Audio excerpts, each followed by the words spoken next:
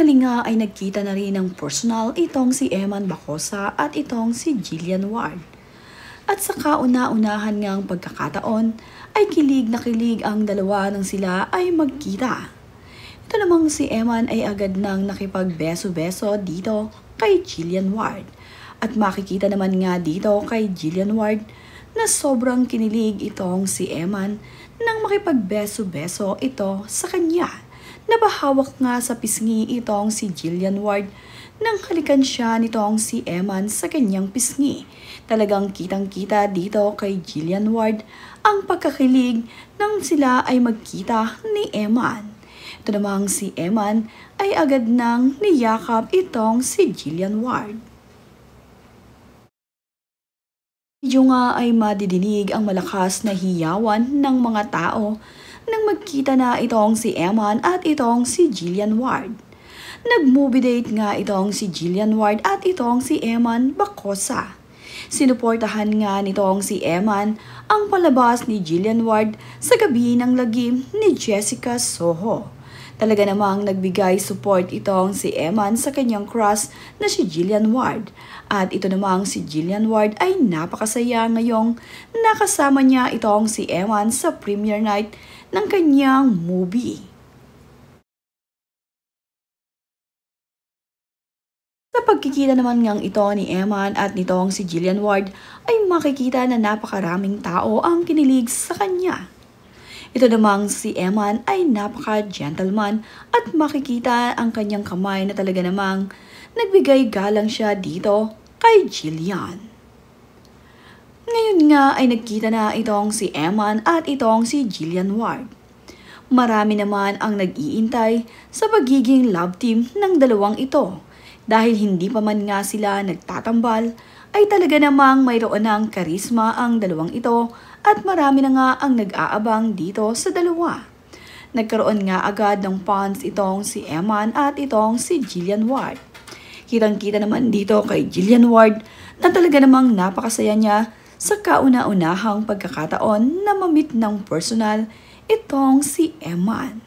Hindi nga maipaliwanag ang kaligayahan nitong si Jillian Ward nang makita siya ng kanyang crush na si Eman Bacosa.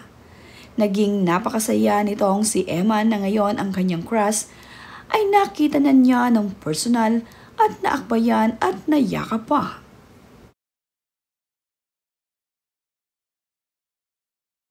Ngayon nga ay magkasama silang nanood ng movie sa premiere night ng Gabi ng Lagim.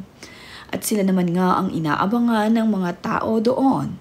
Hindi naman nga ine-expect na darating at magbibigay suporta itong si Eman kay Jillian Ward.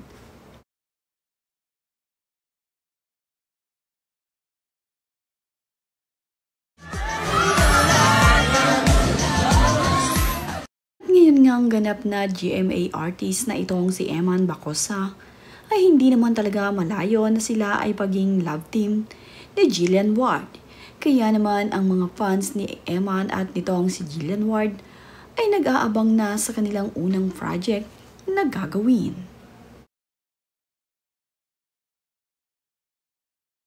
Tuwang-tuwa naman nga rin ang staff nitong si Jessica Soho sa muli nilang pagkikita ni Eman. Ayon nga dito ay nagkita daw silang muli after 2 weeks ng interview niya dito kay Eman. Napapadalas na nga ngayon itong si Eman sa Manila dahil mayroon na nga siyang pinagkakaabalahan dito.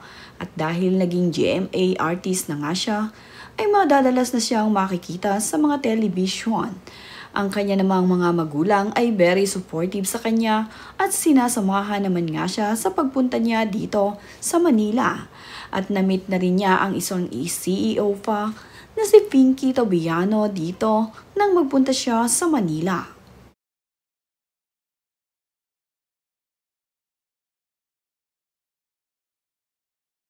Napaka-bless naman nga talaga ngayon nitong si Eman Pacquiao. Talaga namang maraming nag-o-offer dito ngayon kay Eman. At nagbigay payo rin naman itong si Pinky Tobiano dito kay Eman at nai-inspire nga raw siya sa batang ito. Dahil maging malapit nga sa Diyos itong si Eman, kaya naman marami ang nai-inspire dito kay Eman. Nagbigay payo pa nga itong si Pinky Tobiano dito kay Eman na talaga namang nakakatuwa ang batang ito dahil sa kanyang ngang edad ay naging malapit ito sa Diyos. Kaya naman, inspired na inspired sa kanya itong si Pinky Tobiano. Actually, nai-inspire ako sa kanya. And don't let success bring out the worst in you. Nang dumalaw naman nga rin itong si Eman sa kanyang school, ay nagkagulo rin ang mga tao na naroroon. Nagpakuha pa nga sila ng litrato dito kay Eman. Nakakatuwa nga na talaga namang sikat na ngayon ang anak ni Manny Pacquiao na si Eman. Kung noon nga ay hindi siya kilala, ngayon nga ay famous na siya sa larangan ng industriya ng showbiz at sa labas ng showbiz.